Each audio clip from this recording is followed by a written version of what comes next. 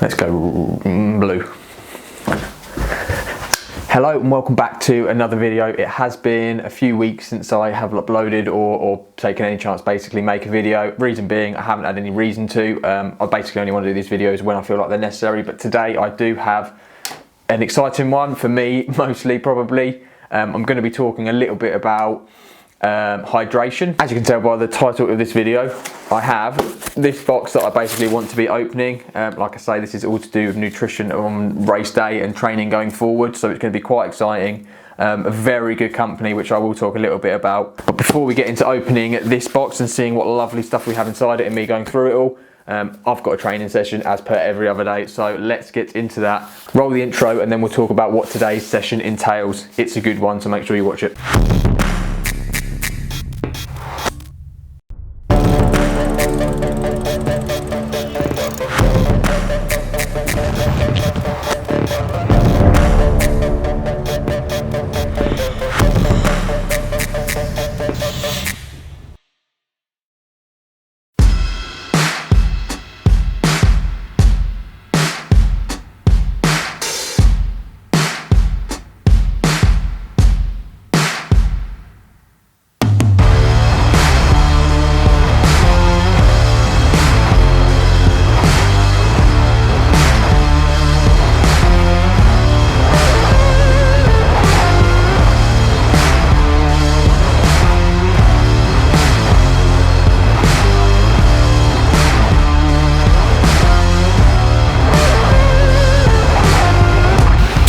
So today's workout is obviously a Zwift ride.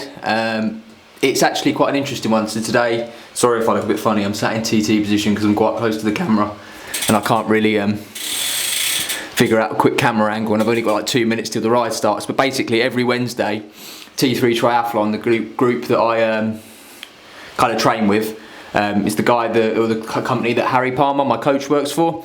We basically get together and do a group workout.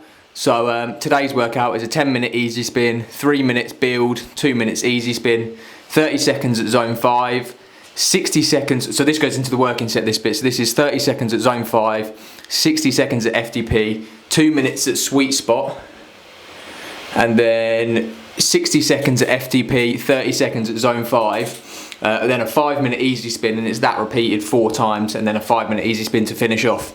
But what I do quickly want to mention quickly before this ride does start is this is actually open to anyone that wants to join these rides. So if you've got a Zwift set up, just message Harry and you can come and join in. It's every Wednesday at 6:30 p.m.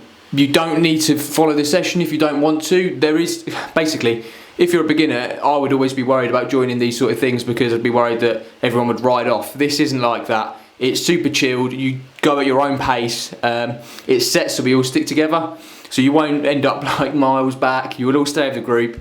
There's usually a bit of a laugh going on in the chat as well, so it's really, really cool, and I definitely think you should join if you fancy it. Like I say, it is open to everyone, it's a bit of fun, so yeah, definitely join if you wish. I've got about a minute now, so I better get everything else ready and start the session. It's going to be a pretty horrible one, I'm sure. And I'll update you once it's ended, and I might do a bit of screen recording so you can kind of see what it's like. But yeah, let's get cracking because I've only got a minute.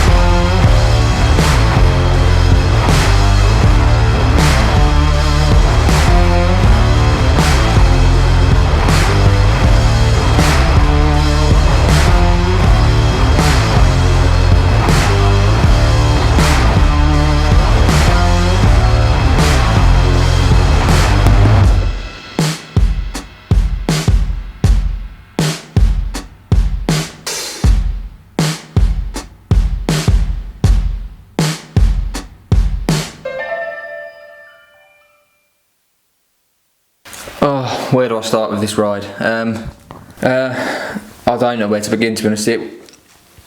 Well, to be fair, so far every video that I've done, all my sessions have been good and felt good. This has been the first one that I've recorded, which, to be honest with you, just felt like absolute crap.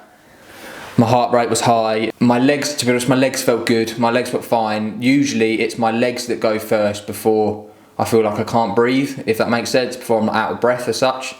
But with this, the whole effort just felt like I was out of breath. You know, everyone has these sessions, and I say it didn't feel great. I got the session done.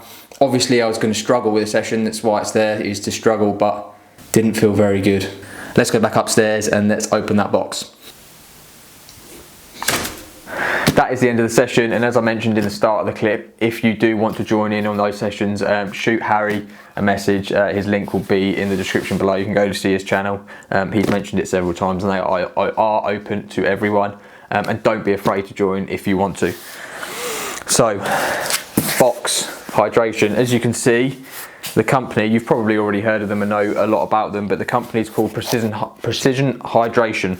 As triathletes or athletes in general, any sort of long distance event, the longer the event, the more important nutrition and hydration becomes. If you get it all wrong, it can literally be the end of your race and you won't finish. That's how important it is. It's almost just as important as probably is just as important as having the fitness side of things for the longer events. The short ones you can usually get away with, but long ones, it is very, very, very key. During longer training rides, runs, especially events as well, I'm rubbish at it. I don't know a lot about it. I haven't really done too much research into it. You know, I'm by no means an expert in it. And this is where Precision Hydration comes in. I did my own little bit of research, and you know, the company are amazing. They're really kind of revolutionizing.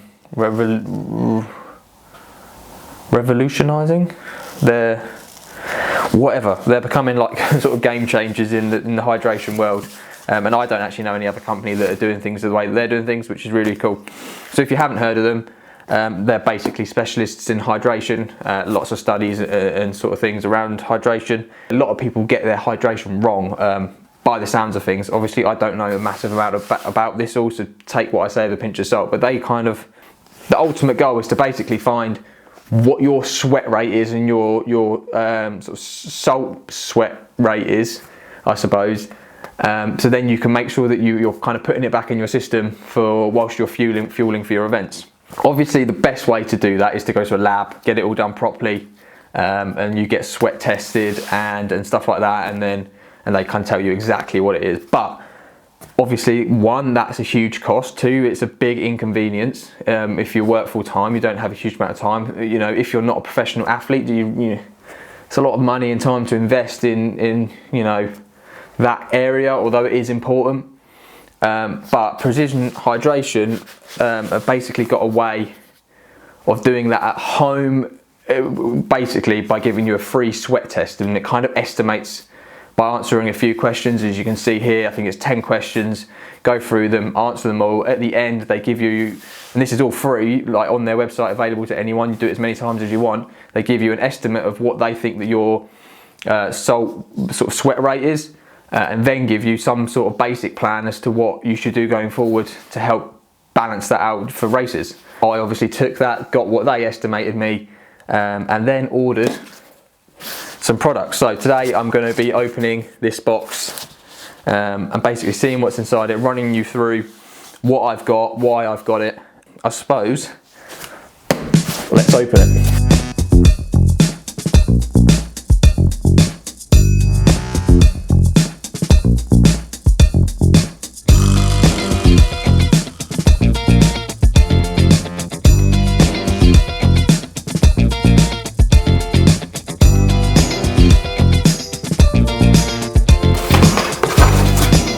So I have the contents of the box in front of me.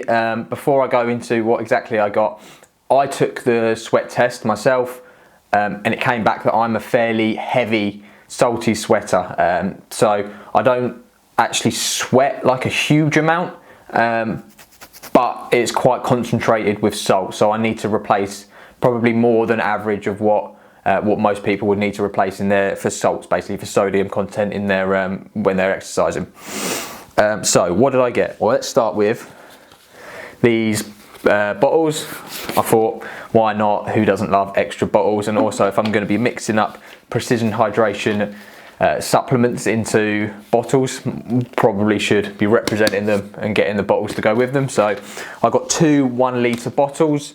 I prefer getting sort of bigger bottles rather than getting like 500ml ones. It means you have to carry 2 bottles around where you could just carry 1 for the same content. So I could stick both of these in my bottle cages at the back of my bike, and that's 2 litres of fluids. So plenty of fluids for most things. The second thing that I got was some electrolyte tablets. So these are your fairly typical, you kind of get these, you've probably seen them, like you get the science and sport ones.